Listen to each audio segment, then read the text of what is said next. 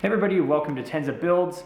Today we are going to be working on the 2022 Polaris RZR that you've seen on the channel previously. Today we're going to be doing a KFI winch, a KFI mounting plate. Now this is a 3,500 pound winch, and we're going to be showing how we ran all the wiring and everything like that, including a switch. So let's get this all unboxed, show exactly what we've got here, and we'll get it all installed.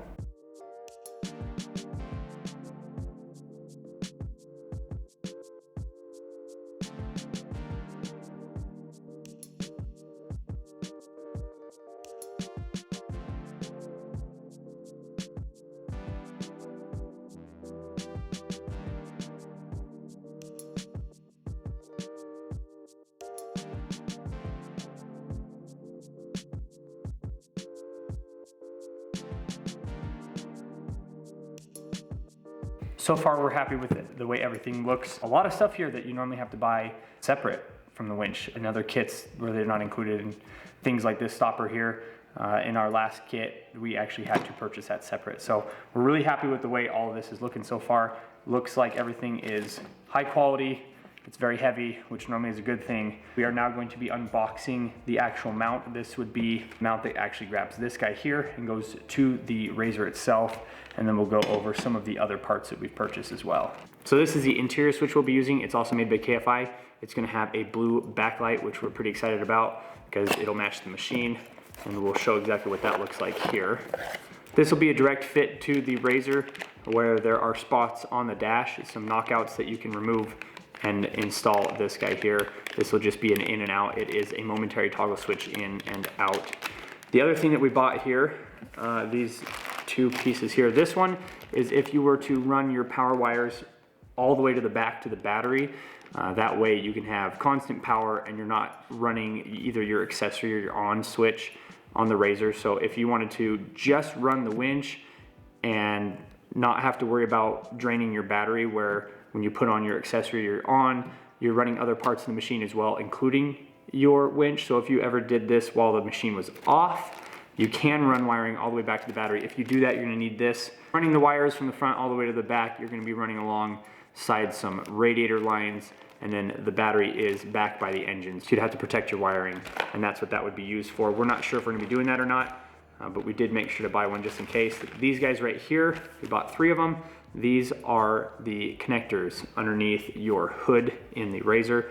These click right in, and this is what we'll be using to click the solenoid on and off. Last thing we have here is the actual mounting kit to the RZR. Between all of these items here, again, which will be linked in the description below, we should have everything we need here to get this project done.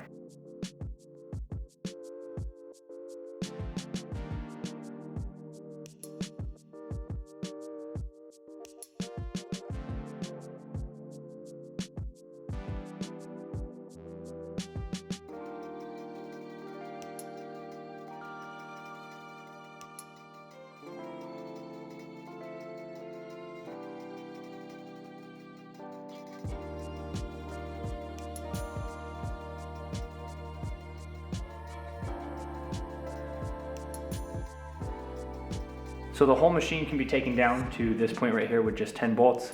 The instructions for your plate go over that. There's just a couple around the edges, and then your middle piece here just has some clips and that slides right out. At this point, we're gonna be seeing how easily we can get in through the side. And if we can't, we might be taking a tire off.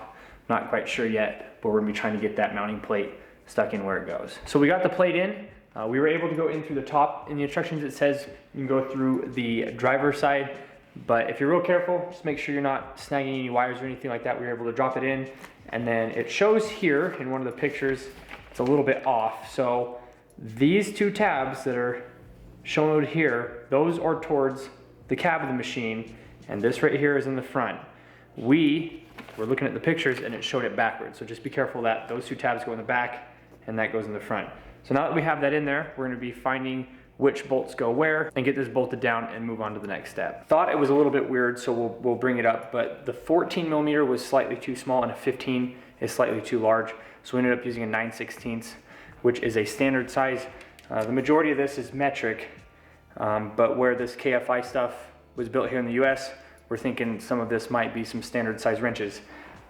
They weren't super difficult to do, but you're gonna be careful in the back because if you run a ratchet in there, you can actually get it stuck in between the bolt and the frame. So be careful of that. We have that in, and now we are going to be running the bolts through the bottom of it and into the winch itself. So we'll be sliding this into the machine, and I'm going to be using this size here, which is actually the middle size. So it's not the shortest one, but it's not the longest one. And then I have my lock washer and my washer.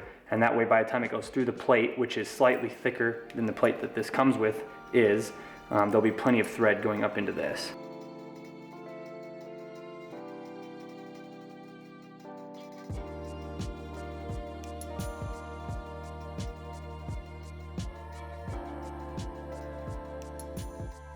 So we have the ferro lead on this plate here. It's only partially on just the two bottom bolts. The top ones, the Polaris bumper bash bar, is gonna be using these holes up here. And then the bumper came with a mount that goes down here to the bottom that has like a hook on it, and then it has two nuts that are welded on there. You have to put that on there and then this plate if you're doing both of these projects with both of these parts. So we did put this on and then had to take it off and then had to put it back on, but it's not a big deal. Put that piece on there.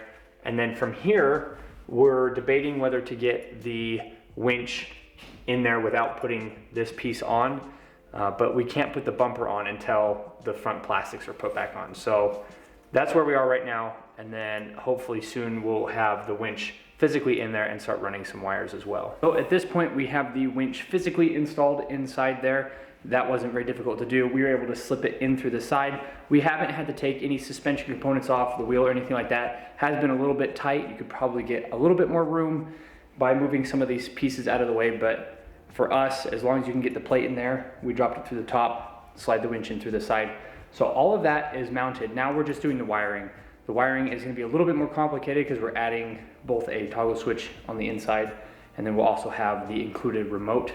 So we are actually doing a KFI switch that's going to be lit up blue. What's cool about that is these connectors here in the middle actually turn on and off with the key. So that's how we'll run the power to that. It's going to be pretty straightforward from here on out. We're really just trying to figure out where to mount this guy right here. This is kind of large and we were hoping to fit it with the rest of these, but there's not enough room right here. So we're going to show exactly where we put this, how we mounted it up, and how we ran all the wiring. And then once all that's done, that's kind of the project. We'll be good to go, ready to go out on the trail. We got our bumper installed. That's all done. So now we just got to wire the winch. So we've looked at mounting this in a couple of locations. We tried here, and then we tried with this section over here with the rest of the wiring, but it's just a little bit too big, and we're trying to keep it away from anything that gets kind of warm. And we also don't want the hood to get in the way. So we're actually coming over here to the top of the jockey box. What'll be cool about this is it's really deep inside there. These jockey boxes are really deep, and then the bolts are gonna be up at the top. So you won't be able to even feel these. We're gonna be running the bolts up and then the nut on the back side. And so basically it's just gonna sit right here on the inside of the machine. Now to be able to get to all of this, you wanna take this black cover off the top, and you'll also wanna take this compartment here off. Now, this is just 2 push tabs. And then I believe there are 4 screws that remove this cover. Once you do that, you expose the backside of the toggle switch panel that you've got here, and you'll just push, and you can get these little pop outs to come out. Once you get the one popped out that you want to use for your toggle switch, you just slide that back in there. And then we have the wire running up through here. There is a grommet here in the front that you can run a bunch of wiring. It's just behind this connector here. There's a rubber grommet, and it goes from right here underneath the dash to the front of the machine. What's nice about this is it is big around, and we are going to be running quite a bit of wiring through it. So this is going to run through it as well, and then some of the wiring that goes to the winch. So this wiring here will be going through that same hole. So let's get all this wired up and then see if we can get this to run.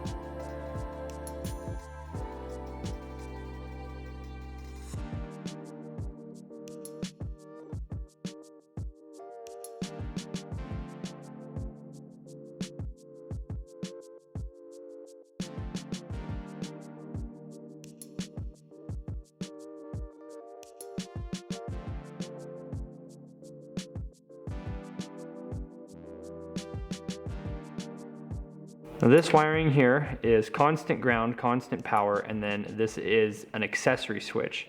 So this will be on when you turn the key to the first position, and that's what we're gonna be wiring all of this to.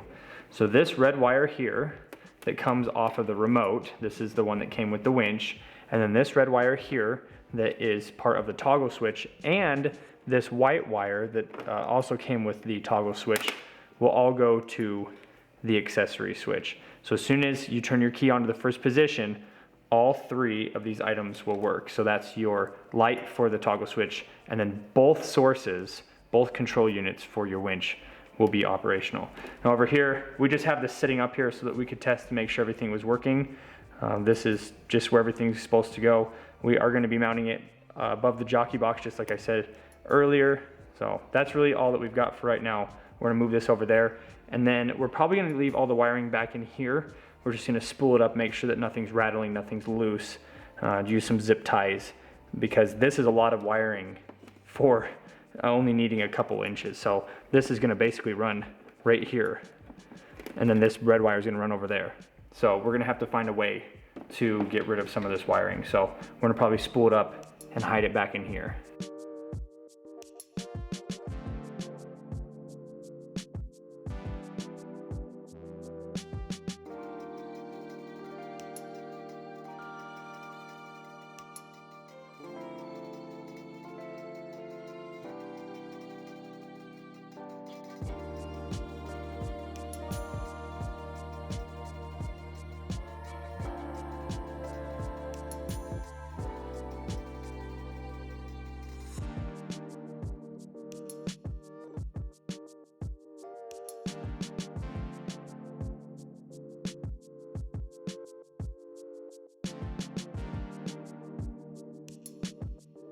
All right, so here is the final product. It does look a little bit messy, but the important part is that everything has been zip tied down. There's not gonna be any rattling or any problems with the wires able to move back here where they're getting damaged or slipping underneath there and getting caught up in your feet. This right here in the front is how that ended up looking. We were able to pull those wires back down. Since we're not using this hot lead here, we put a cap on it. I might put a different one just so that we make sure that it's not gonna have any issues, but that's how the front looks like. And then obviously here is the front of the machine with our new bumper and with the winch. I'm really happy with this bumper.